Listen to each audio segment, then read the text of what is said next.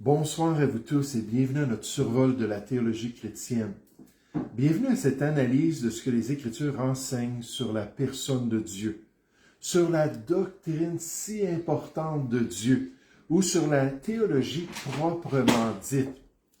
Et ce soir, nous allons examiner une révélation des Écritures sur Dieu qu'on doit accepter par la foi.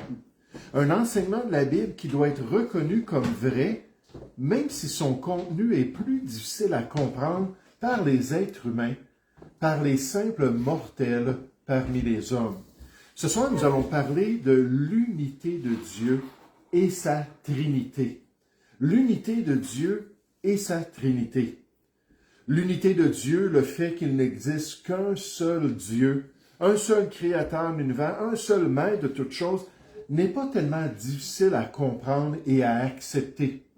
Mais le fait que ce seul vrai Dieu existe en trois personnes qui sont distinctes, égales et parfaites est une révélation plus complexe et des fois difficile à assimiler. Le docteur J.I. Packer explique que la doctrine de la Trinité est la vérité la plus sublime de la foi chrétienne et pourtant la plus mystérieuse. Nous ne pouvons pas la comprendre pleinement, mais nous devons humblement accepter ce que Dieu a révélé. Un seul Dieu en trois personnes, le Père, le Fils et le Saint-Esprit. Le docteur Tozer le confirme. La Trinité est présente dans les Écritures parce que Dieu est présent dans les Écritures et Dieu est trinitaire. Trinitaire, c'est-à-dire qu'il est en trois personnes. Rejeter la Trinité, c'est rejeter Dieu tel qu'il s'est révélé.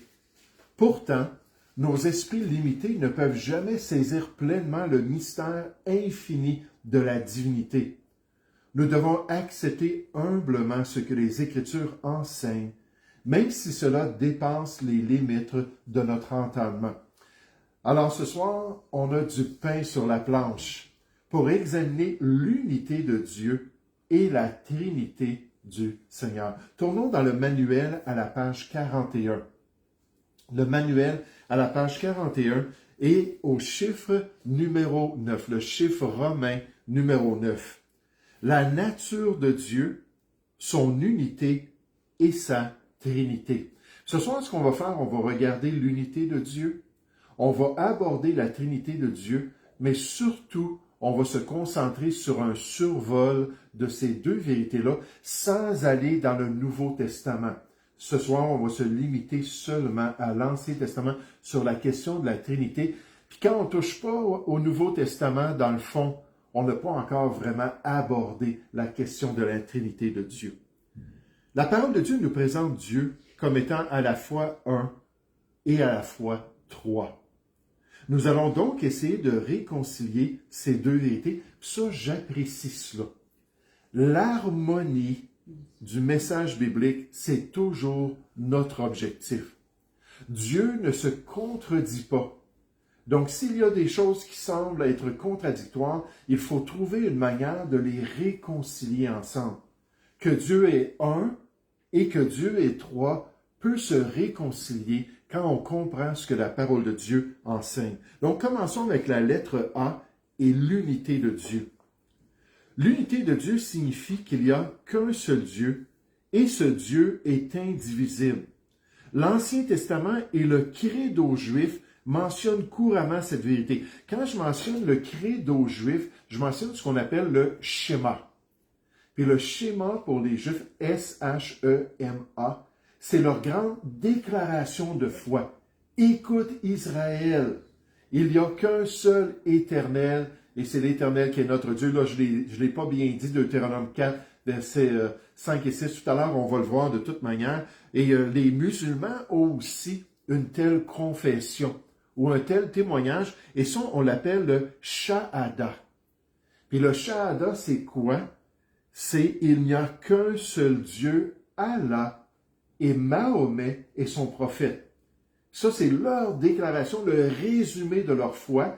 Puis en fait, une conversion à la foi musulmane est aussi simple que de dire à 3 reprises le Shahada.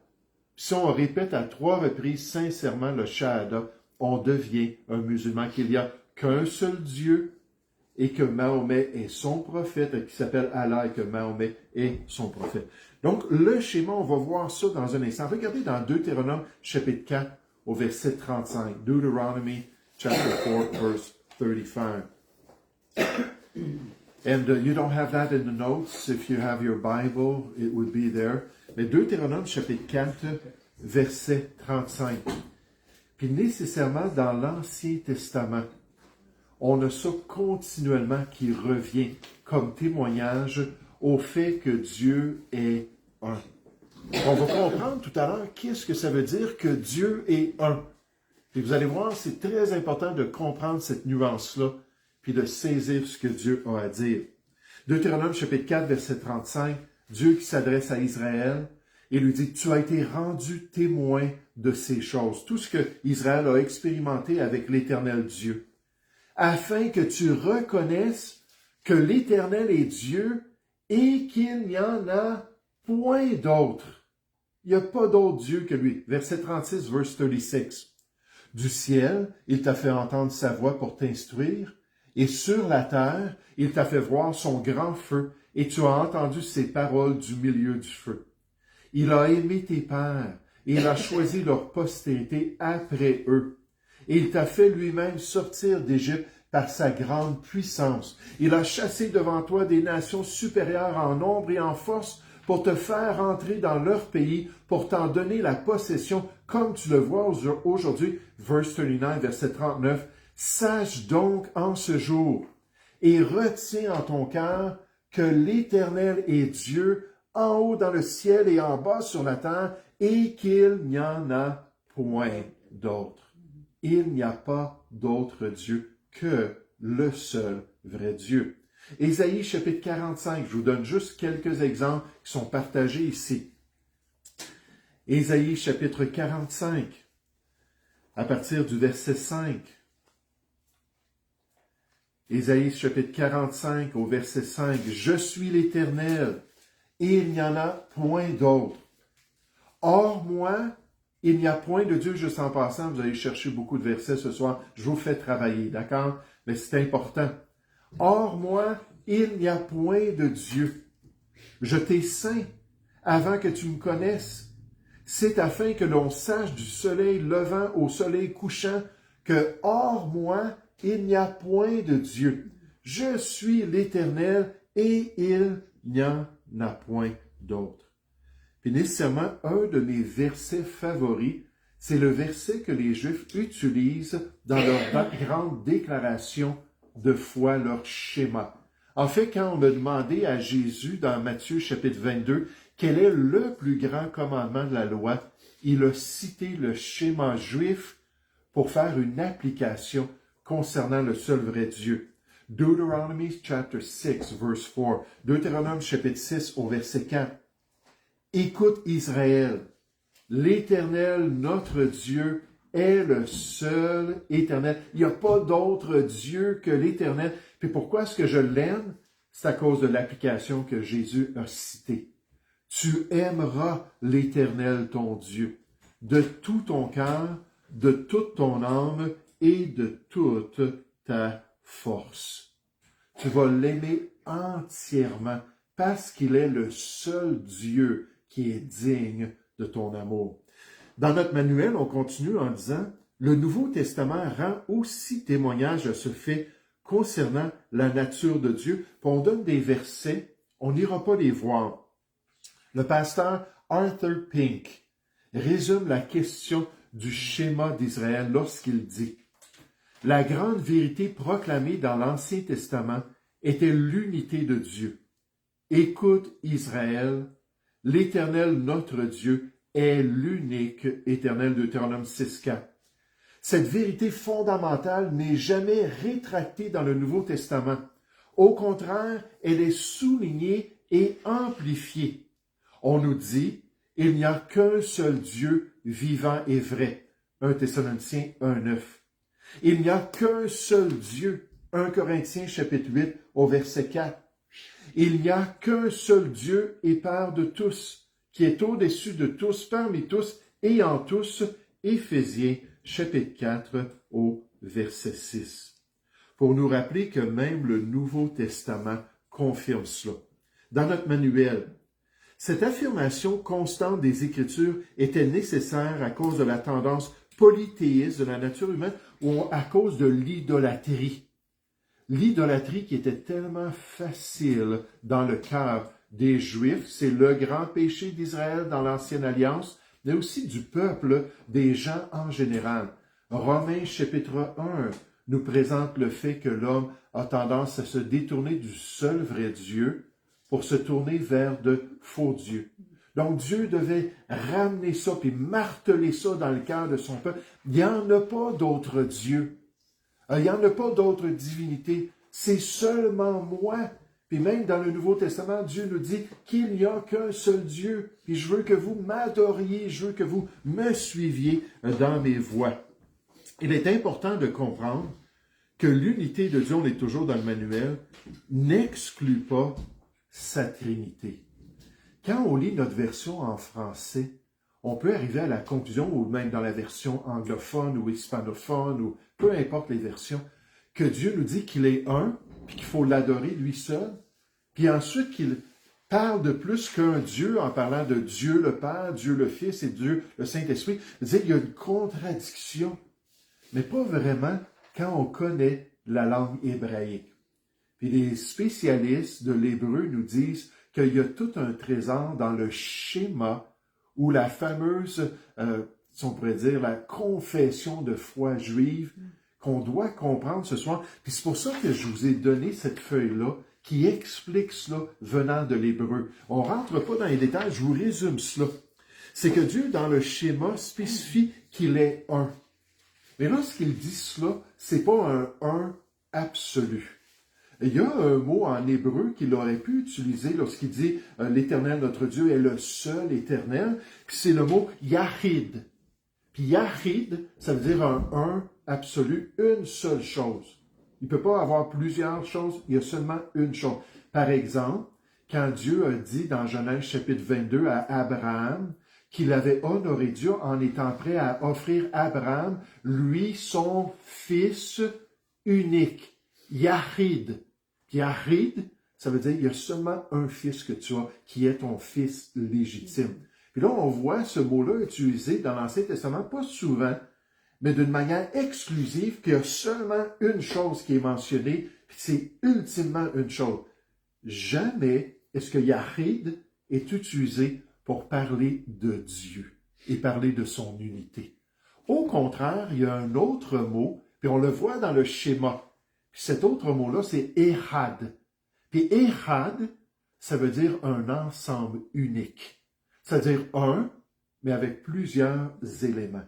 Puis Dieu a spécifié ça quand il a dit, il a seulement un Dieu en nature, un Dieu dans son essence, mais ça ne veut pas dire que c'est juste une personne. Par exemple, il dit, concernant Thierry et Hannah, quand ils se sont mariés, que les deux sont devenus Ehad, une seule chair. Puis là, il y a toutes des études là-dessus. J'ai fait juste un petit résumé de quelques versets, mais il y a toutes des études qui démontrent l'utilisation de ce mot-là. Et qu'est-ce qu'on apprend? C'est qu'effectivement, Dieu se présente comme un, mais ça ne nie pas qu'il est plus qu'une personne. Quand Israël se levait, le peuple, des milliers de personnes se levaient comme un seul homme pour aller se battre contre leurs ennemis. C'était le mot « Ehad » qui était utilisé. Pour dire que c'était un, mais c'était un ensemble, c'était un peuple avec plusieurs facteurs. Donc, sur la feuille, on voit ça. Et l'unité de Dieu n'élimine pas sa Trinité. N'élimine pas que Dieu est plus qu'une personne dans le seul vrai Dieu. Puis le Saint-Esprit a souligné ça avec ce mot merveilleux que vous allez pouvoir étudier. Le docteur R.C. Sproul explique ça alors qu'il dit que bibliquement, le schéma, la confession de foi, Deutéronome 6 au verset 4, « Écoute Israël, l'Éternel notre Dieu est le seul éternel », il dit « Il ne s'agit pas d'un déni de la nature trinitaire de Dieu, loin de là, mais une déclaration de son unité indivisible. Trois personnes mais dans une seule essence, une seule nature. C'est pour ça que Jésus a pu dire, moi et le Père, nous sommes un. Nous sommes parfaitement unis ensemble. C'est pour ça qu'il a pu dire à Philippe, il dit, Philippe, tu ne m'as pas connu, ça fait si longtemps que je suis au milieu de vous. Celui qui m'a vu a vu le Père. Nécessairement, le Saint-Esprit est associé comme ça aussi à Dieu. Le Dieu d'Abraham, d'Isaac et de Jacob est le même Dieu révélé en Jésus-Christ, qui est confirmé dans le Nouveau Testament. Mais concernant cette utilisation dans la langue hébraïque, concernant le seul vrai Dieu, le docteur Arnold Fruchtenbaum, qui est un spécialiste juif dans l'hébreu, affirme que le mot utilisé pour un dans le schéma, la confession de foi juive, Echad, ne signifie pas un de manière absolue, mais une unité composée. Et quand je pense à un œuf, par exemple, il y a un œuf, mais il y a 3 éléments dans l'œuf. On peut dire qu'il y a la coquille de l'œuf, il y a le blanc de l'œuf, puis il y a le jaune de l'œuf, mais ensemble, ils forment un œuf. C'est un peu ça l'idée de ce mot-là. Si Moïse avait voulu enseigner Dieu comme un être absolu, il aurait utilisé le mot Yahid, qui signifie un absolu indivisible, donc il y a seulement une chose qui est mentionnée. Il a plutôt utilisé Echad, qui permet une unité composée, ouvrant ainsi la voie à la doctrine de la Trinité. Puis à cette réalité-là qu'il y a un seul Dieu, mais qu'il y a 3 personnes dans ce seul vrai Dieu. Donc allons voir rapidement dans l'Ancien Testament la doctrine de la Trinité à la page 41. À la page 41 de notre manuel et au chiffre, ou plutôt à la lettre B dans notre manuel. La Trinité de Dieu. La parole de Dieu révèle qu'il y a un seul Dieu qui est composé en 3 personnes divines, distinctes, égales et éternelles. Le mot Trinité n'apparaît pas dans la Bible et fut utilisé pour la première fois par les pères de l'Église pour représenter le Dieu trinitaire. Les unitariens, qui sont des gens qui se disent chrétiens et qui n'acceptent que seulement Dieu le Père comme le seul vrai Dieu, vont dire, mais là, vous utilisez un terme qui n'est pas biblique. Mais vous savez, dans la théologie chrétienne, on a développé toutes sortes de termes pour représenter l'enseignement biblique. Je parle de l'enlèvement.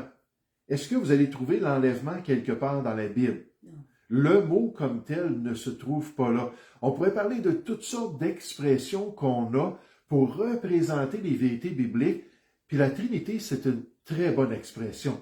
Souvent, les gens vont dire la triunité, surtout dans le monde anglophone, ils vont dire la triunité, alors que 3 personnes dans un seul Dieu.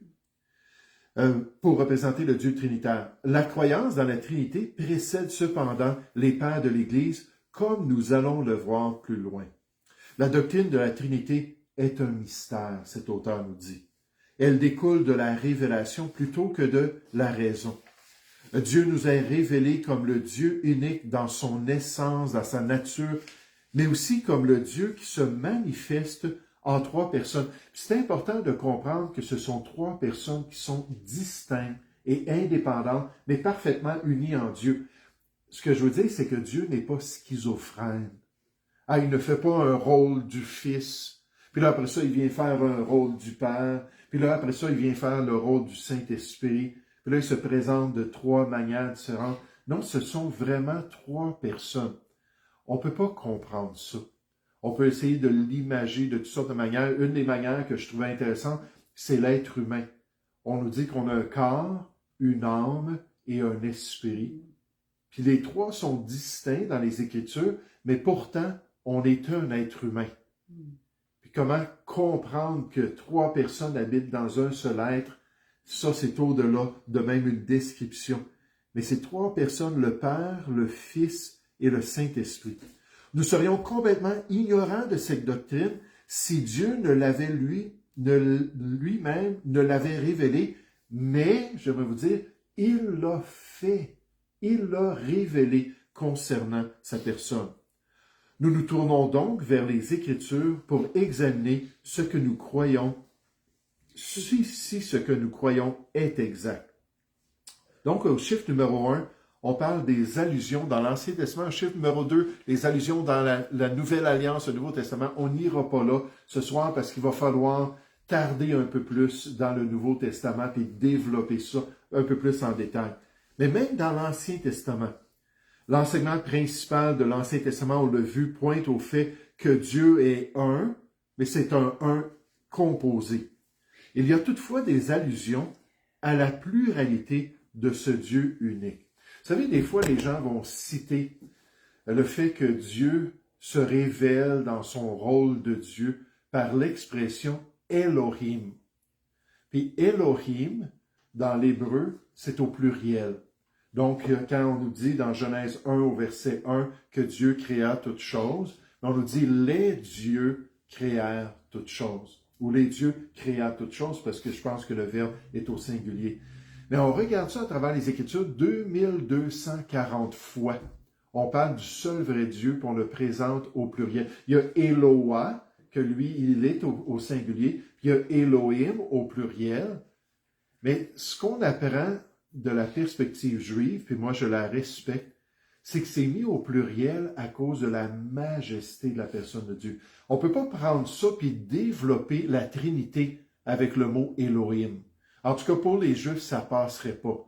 Parce que pour eux, c'est seulement les faux dieux. Ça, il y en a à peu près 230 fois, si je ne me trompe pas, qu'on utilise Elohim pour parler des idoles puis des faux dieux. Puis là, oui, on parle des dieux dans les passages, mais quand on parle du seul vrai Dieu, on le met au pluriel, mais tout le contexte, tous les mots qui l'entourent sont au singulier. Alors on nous dit, ça parle de ce Dieu merveilleux-là, qui est majestueux. On parle de sa gloire qu'il est digne de recevoir. Mais il y a d'autres indications qu'on va juste rapidement voir dans l'Ancien Testament qu'il y a plus qu'une personne dans ce Dieu-là, on le présente au pluriel. C'est pourtant encore une doctrine obscure et mystérieuse dans l'Ancien Testament. Donc, les passages qui sont montrés nous montrent qu'il y a des mystères qu'on apprend dans la Nouvelle Alliance. Les mystères, c'est des choses qui n'avaient pas été révélées. Puis Dieu a choisi de les révéler plus tard dans le Nouveau Testament à cause d'une progression qui était nécessaire dans sa révélation. Les Juifs de l'Ancien Testament n'avaient pas besoin de tout comprendre ce que les chrétiens de la Nouvelle Alliance peuvent comprendre aujourd'hui. C'était progressif. Donc, regardons quelques exemples. Les allusions à la Trinité incluent, premièrement, que Dieu présente plusieurs éternels ou plusieurs dieux. Cherchez Genèse chapitre 19. On va voir juste quelques exemples. C'est un survol ce soir, mais ça arrive à plus d'une reprise. Je veux juste penser dans Genèse chapitre 3 au verset 22. Quand Dieu dit concernant l'homme qui est rendu dans le péché, puis on ne l'a pas dans nos notes, ça, Genèse 3, 22, mais ça dit, Dieu dit que l'homme est devenu semblable à nous pour la connaissance du bien et du mal. Empêchons-le maintenant d'étendre sa main, de manger de l'arbre du fruit et de vivre éternellement. Puis là, on présente Dieu qui se parle à lui-même, puis il parle au pluriel. On pourrait voir toutes sortes d'exemples dans l'Ancien Testament de cette pluralité-là. Juste quelques exemples. Genèse 19 au verset 24. Alors l'Éternel fit pleuvoir du ciel sur Sodome et sur Gomorrhe du soufre et du feu. Vous vous rappelez quand ça s'est produit? Et l'Éternel a fait cela, fait descendre ce feu-là de par l'Éternel ou par l'intermédiaire de l'Éternel. L'Éternel a dit, j'envoie ça. Puis il a dit à l'Éternel, envoie-le. C'est l'Éternel qui a envoyé ça au nom de l'Éternel. Plus qu'un Éternel est décrit. Regardez dans Osée chapitre 1, juste quelques passages qui sont mentionnés.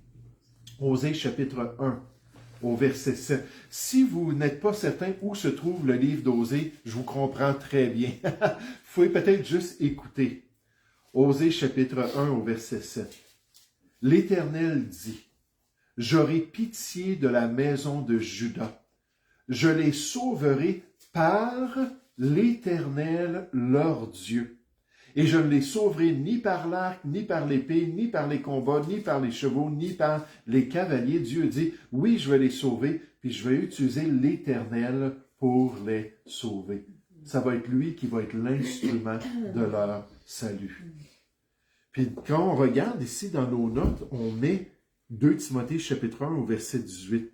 Je suis allé voir qu'est-ce que ça dit dans 2 Timothée chapitre 1 verset 18. Je ne l'ai pas mis là comme tel dans nos notes, mais ça dit que le Seigneur donne miséricorde aux gens de la part du Seigneur.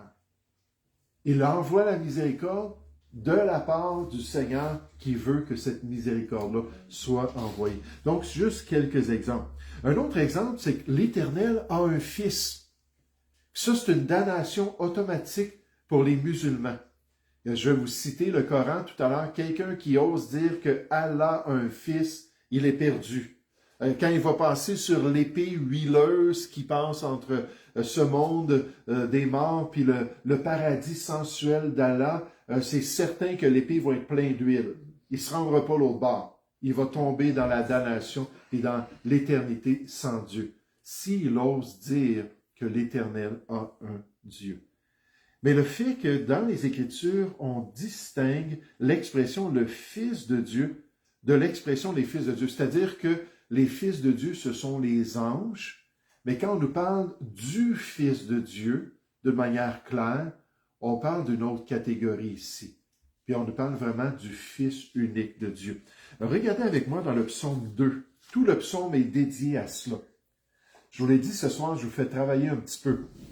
Le psaume chapitre 2, en parlant du Messie, en parlant de celui que Dieu a choisi. Au verset 7, maybe in English it's going to be verse 6. Sometimes there's a Psalm chapter 2, verse 6. Il y a, à cause de l'introduction que la version King James, par exemple, ne met pas comme un verset officiel, c'est juste une introduction. Mais psaume 2 au verset 7. Je publierai de décret. L'Éternel m'a dit, tu es mon fils, je t'ai engendré aujourd'hui. Puis là, il développe ça dans le psaume. Il dit, l'héritage que je te donne, c'est les nations de ce monde, les extrémités de la terre, la planète Terre et ses habitants. Je te donne tout cela, toi qui es mon fils. Parce que c'est l'héritage de Dieu lui-même pour son fils. Regardez le Proverbe chapitre 30. Le Proverbe chapitre 30. Et je lisais des commentateurs juifs concernant ce proverbe-là. Puis ils ne pouvaient pas nier ce que Salomon est en train de dire. En fait, c'est pas Salomon dans le passage qui est en train de le dire, mais un autre auteur des proverbes, du Proverbe chapitre 30. Il ne pouvait pas nier que Dieu déclare qu'il a un fils. Et pourtant, ça ne va pas du tout avec la pensée juive concernant l'Éternel Dieu. Proverbe chapitre 30 au verset 2. Proverbe 30 au verset 2. Certes, je suis plus stupide que personne, et je n'ai pas l'intelligence d'un homme. Je n'ai pas appris la sagesse, et je ne connais pas la science des saints. Qui est monté aux cieux, et qui en est descendu? Qui a recueilli les vents dans ses mains? Il dit, je ne connais pas le Créateur de toutes choses. Qui a serré les eaux dans son vêtement? Qui a fait paraître les extrémités de la terre? Quel est son nom et quel est le nom de son fils? Le sais-tu? Puis là, il dit, et ça serait important de connaître le fils du seul vrai Dieu. En représentant ça. Comme je vous ai dit, pour les musulmans, c'est un péché capital. On dit dans le Sourate 9 au verset 30, dans le Coran, les chrétiens disent, le Messie est le fils d'Allah. Telle est leur déclaration, Mahomet dit, de leur bouche. Ils imitent la parole de ceux qui ont été incrédules avant eux. Donc, avant les chrétiens, il y avait d'autres mondes qui étaient dans l'erreur comme ça, puis qui ne comprenaient pas les voies de Dieu. Qu'Allah les anéantisse, comme ils sont égarés loin des voies du seul vrai Dieu. Parce qu'ils disent que l'Éternel, pas que l'Éternel, que Allah, pardon, ou que Dieu a un fils. Mais pourtant, lorsqu'on regarde dans les Écritures, comme dans ce passage, c'est ce qu'on voit que l'Éternel est présenté avec un Fils. Hébreux chapitre 1 fait une distinction, les versets 4 à 9, entre les anges et le Fils. Puis quand les anges ont été créés, on a dit aux anges d'adorer le Fils de Dieu. Donc, il y a les fils de Dieu, les fils de la création, puis il a le Fils unique de Dieu qui mérite d'être adoré, même dans Hébreux chapitre 1. On l'appelle Dieu, puis on dit que son Dieu lui a remis un trône de justice à cause qu'il est Dieu lui-même. Donc, cette confirmation dans le Nouveau Testament. Ensuite, troisièmement, l'Esprit est distinct de Dieu. Dans l'Ancien Testament, on n'ira pas voir les versets ce soir, d'accord? On va se limiter plus dans notre temps. Mais effectivement, c'est l'Esprit de Dieu, mais il est présenté comme étant distinct de Dieu lui-même dans certains passages. Puis comme le Fils, on voit qu'il y a plus qu'une personne dans le seul vrai Dieu. Les triples expressions le suggèrent, puis il donne juste 2 exemples, cet auteur. Ésaïe, chapitre 6, verset 3, on nous dit « Saint », où les chérubins disent devant Ésaïe, devant la gloire, « Saint, Saint, Saint est l'Éternel Dieu. Toute la terre est remplie de sa gloire. » Pourquoi est-ce qu'on dit ça 3 fois? Est-ce que c'est une question de majesté, de la sainteté, ou que les chérubins qui connaissent le seul vrai Dieu voient le Père puis ils disent « Saint ». Ils voient le Fils puis ils disent « Saint ». Ils voient le Saint-Esprit puis ils disent « Saint est l'Éternel Dieu. » Toute la gloire est remplie, toute la terre est remplie de sa gloire. L'autre passage, c'est Nombres, chapitre 6, versets 24 à 26. Et on appelle ce passage la bénédiction d'Aaron. Là, ça dit aux Lévites, puis ça dit aux sacrificateurs de mettre cette bénédiction-là sur le peuple. Que l'Éternel te bénisse. Que l'Éternel... Puis 3 fois, on dit concernant Dieu qu'il puisse agir, étendre sa main, tourner son regard vers le peuple d'Israël, les bénir. Puis on mentionne ça à 3 reprises. Puis il y a ces passages-là où il y a une triple représentation de l'œuvre de Dieu. Pourquoi 3 fois? Encore une fois, c'est une allusion. Qu'il te bénisse, qu'il fasse luire sa face sur toi, qu'il tourne sa face vers le peuple de Dieu. Dernièrement, on va un peu plus s'attarder ici. L'ange de l'Éternel est considéré Dieu. Regardez dans Genèse chapitre 22. L'ange de l'Éternel, dans les passages où on parle de l'ange de l'Éternel, on parle aussi de l'Éternel Dieu. C'est comme s'ils sont mis ensemble comme la même personne, comme si on les décrit ensemble comme représentant la même personne. Genèse chapitre 22 au verset 11. Alors l'ange de l'Éternel l'appela des cieux. Vous vous rappelez, c'est Abraham qui vient d'offrir son fils. L'ange l'a arrêté, l'appela des cieux et dit « Abraham, Abraham !» Il répondit « Me voici ». L'ange dit « N'avance pas ta main sur l'enfant et ne lui fais rien. Car je sais maintenant que tu crains Dieu. » Puis là, c'est l'ange éternel qui parle. « Et que tu ne m'as pas refusé ton fils, ton unique. » Là, c'est Yahid. Yahid, c'est-à-dire le seul fils que tu as réellement. Puis là, l'ange éternel présente ça comme si il a été honoré par Abraham. Abraham leva les yeux et vit derrière lui un bélier retenu dans un buisson par les cornes, et Abraham alla prendre le bélier et l'offrir en holocauste à la place de son fils. Ce midi, on a vu l'holocauste, c'est un sacrifice complètement consumé par le feu. Verset 14. Abraham donna à ce lieu le nom Jéhovah-Jireh, où l'Éternel est venu pourvoir. Et là, c'est qui a pourvu? C'est l'ange de l'Éternel, n'est-ce pas, qui est venu pourvoir. On continue. C'est pourquoi l'on dit aujourd'hui, à la montagne de l'Éternel. Qui a-t-il rencontré? L'ange de l'Éternel, il l'appelle l'Éternel, il sera pourvu. L'ange de l'Éternel appela une seconde fois Abraham des cieux et dit, je le jure par moi-même. Parole de qui? De l'Éternel. Donc l'ange de l'Éternel dit, je suis l'Éternel. Parce que tu as fait cela et que tu ne m'as pas refusé ton fils, ton unique. Je te bénirai, multiplierai ta postérité comme les étoiles du ciel et comme le sable qui est sur le bord de la mer. J'essaie d'avancer. Ta postérité possédera la porte de tes ennemis. Toutes les nations de la terre seront bénies en ta postérité parce que tu as obéi à ma voix. L'ange éternel dit, et qui avait envoyé Abraham pour offrir son fils? C'était l'Éternel Dieu. Puis là, l'ange éternel lui dit, tu m'as obéi, à cause de ça, tu vas avoir une grande bénédiction, ça va s'étendre jusqu'aux nations du monde. Et ça, c'est l'alliance que l'Éternel a fait avec Abraham, qui est confirmée ici, mais là, c'est l'ange éternel qui fait cette promesse-là à Abraham. On voit là la connexion. Regardez dans Juge chapitre 6, rapidement. Juge chapitre 6. J'avais Juge chapitre 13, verset 3 à 23. On va sauter ça ce soir. C'était l'épisode avec la mère de Samson qui rencontre l'ange de l'Éternel. Puis dans le passage, il lui offre une adoration. L'ange de l'Éternel rentre puis monte sur l'offrande puis sur le feu du sacrifice. Puis là, il disparaît après ça. Puis là, alors que Manoah puis son épouse parlent ensemble, ils disent « Oups, on vient de voir Dieu ».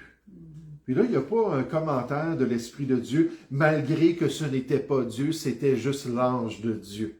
Donc, ce n'est pas mentionné parce que c'était la réalité. Mais regardez dans Juge chapitre 6, alors qu'on parle de Gédéon. Verset 11. « Puis vint l'ange de l'Éternel, et il s'assit sous le térébinthe d'Ophra, qui appartenait à Joas de la famille d'Abiézer. Gédéon, son fils, battait du froment au pressoir pour le mettre à l'abri de Madian.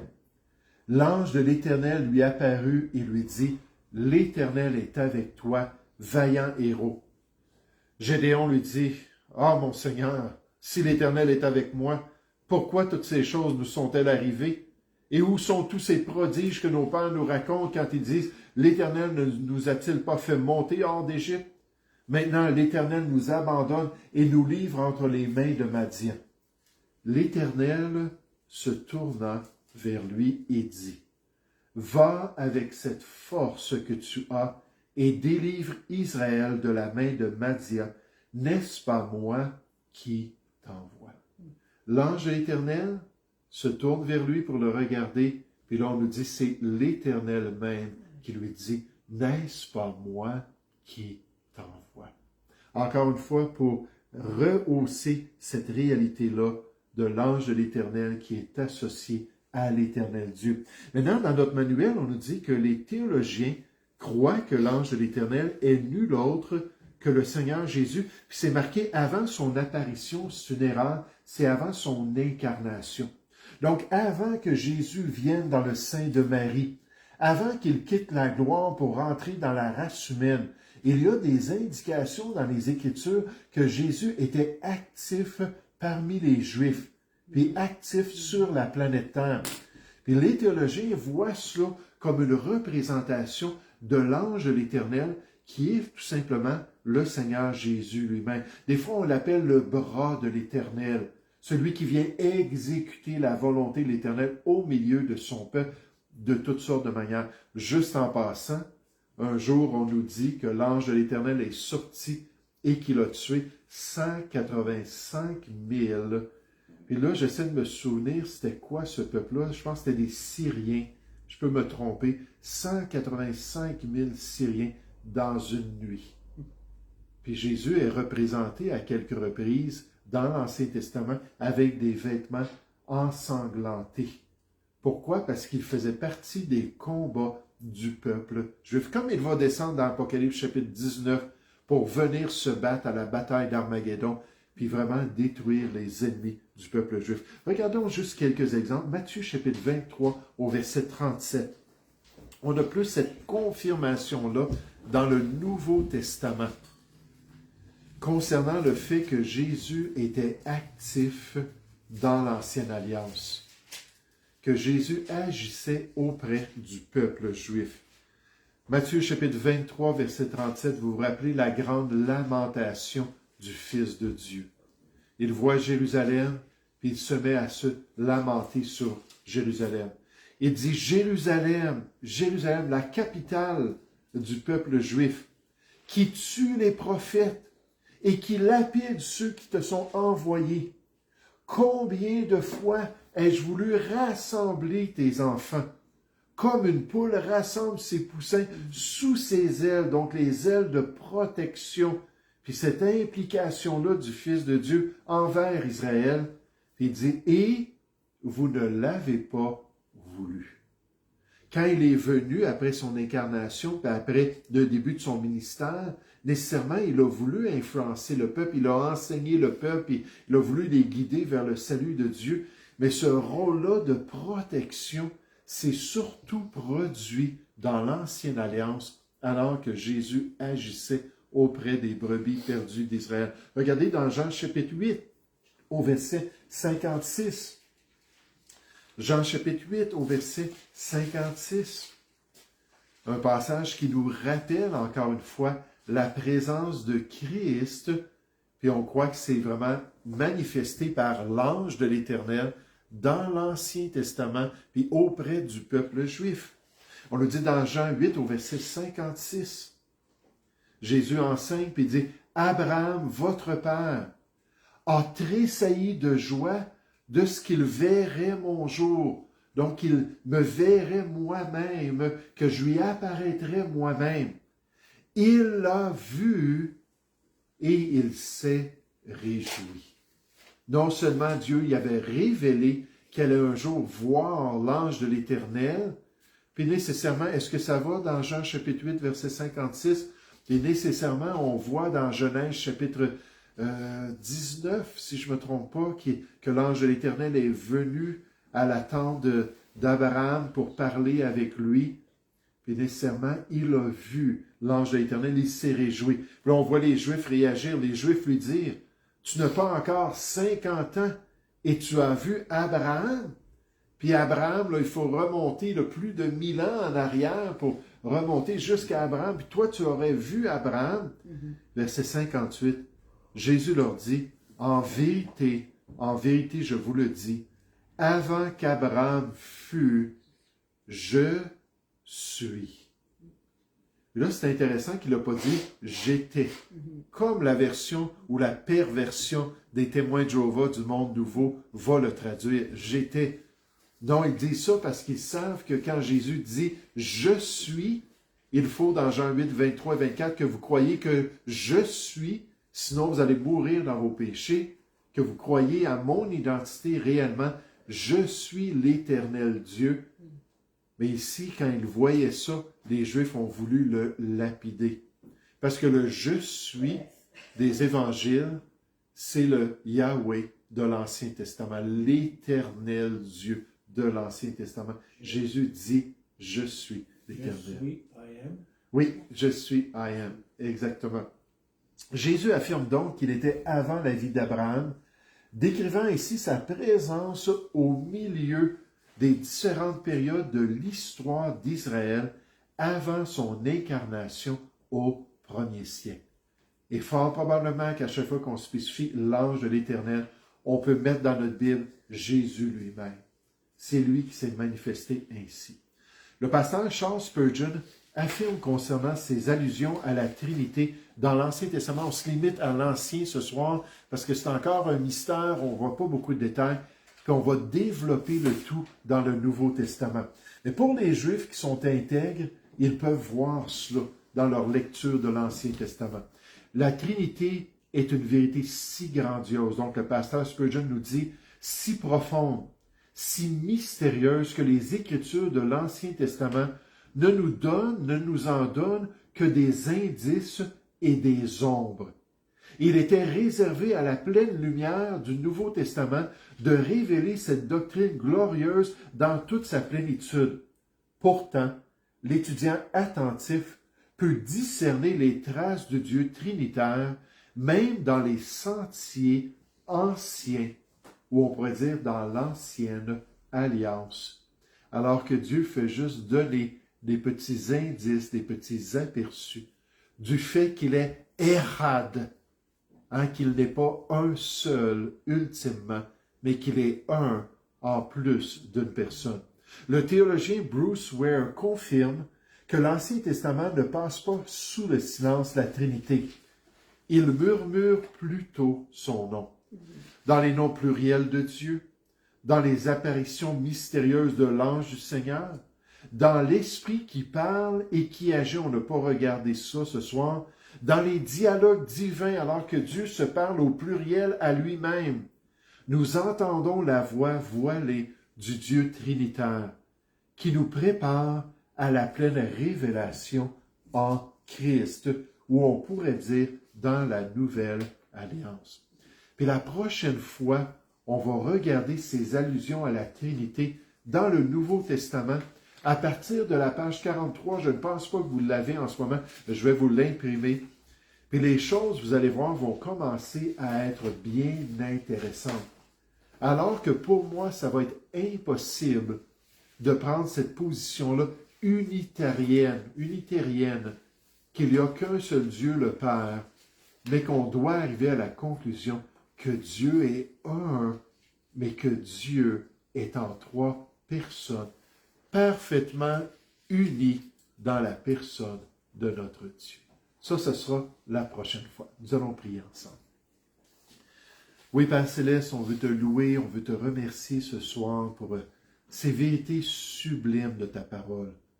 Seigneur, on va te contempler dans la gloire, on va te contempler pour l'éternité et on va être ébloui de te voir. On va être ébloui de te contempler, de pouvoir considérer le seul vrai Dieu que tu nous as permis de connaître, que tu nous as permis de pouvoir avoir cette relation de la vie éternelle. Et pendant l'éternité, on va être avec toi. Puis on va être dans une adoration complète, dans une allégresse merveilleuse, dans la félicité de ceux qui vont être dans la présence du Dieu trinitaire. Merci pour ta bonté. Merci pour cette grande grâce que tu nous donnes. Et merci pour cette joie de pouvoir côtoyer Dieu le Père, Dieu le Fils et Dieu le Saint-Esprit. À toi toute la gloire. Amen. Amen.